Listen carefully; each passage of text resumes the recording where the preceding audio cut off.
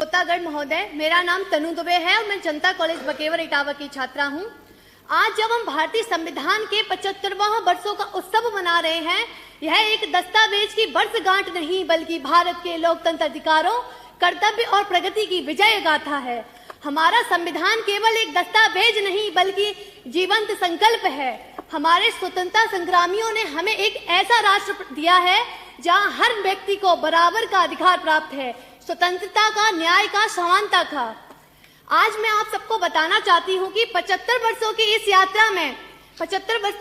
यात्रा में हमारे संविधान ने कई महत्वपूर्ण मील के पत्थर प्राप्त किए हैं। जैसे कि पहला है, मौलिक अधिकारों ने प्रत्येक नागरिक को न्याय का समान अधिकार दिया है। चाहे वह गरीब हो, अमीर हो, दलित हो, आदिवासी हो, प्रत्येक मानव को समान अधिकार प्राप्त हुआ है। दूसरा है चुनाव, मतदान, अभिव्यक्ति की स्वतंत्रता। यह हमारे लोकतंत्र के आधार स्तंभ बने हैं। हमने दुनिया को दिखाया कि विविधता में एकता कैसे बन सकती है। तीसरा महोदय है, हमारे लोकतंत्र ने सामाजिक चुनौतियों के खिलाफ बहुत संघर्ष किया है, जैसे कि छुआछूत,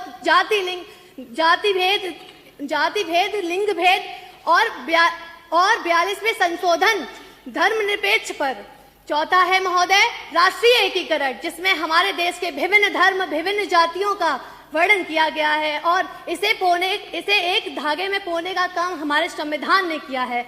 लेकिन महोदय, मैं याद दिलाना चाहती हूँ कि स्वतंत्रता का अर्थ सिर्फ अधिकार नहीं है बल्कि जिम्मेदारी है। आज की चुनौतियां महोदय ये है कि जलवायु परिवर्तन है, गरीबी है, असमानता है, लेकिन हमारे संविधान में वह शक्ति है जो हमें हर चुनौती के सामने खड़े होने की प्रेरणा देती है। महोदय, हमारे डॉक्टर भीमराव अंबेडकर जी ने कहा, जब तक संविधान के अनुसार शासन होगा तब तक आजादी का पर्व बनता रहेगा।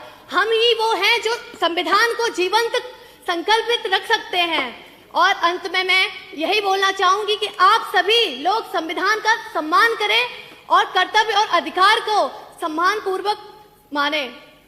और मैं अटल जी की कुछ पंक्तियों से अपनी वाणी को विराम देना चाहती हूँ। अगणित बलिदानों से अर्जित यह स्वतंत्रता, त्याग तेज तप बल से रक्षित है स्वतंत्रता, प्राणों से भी प्रियतर है स्वतंत्रता। जय हिंद।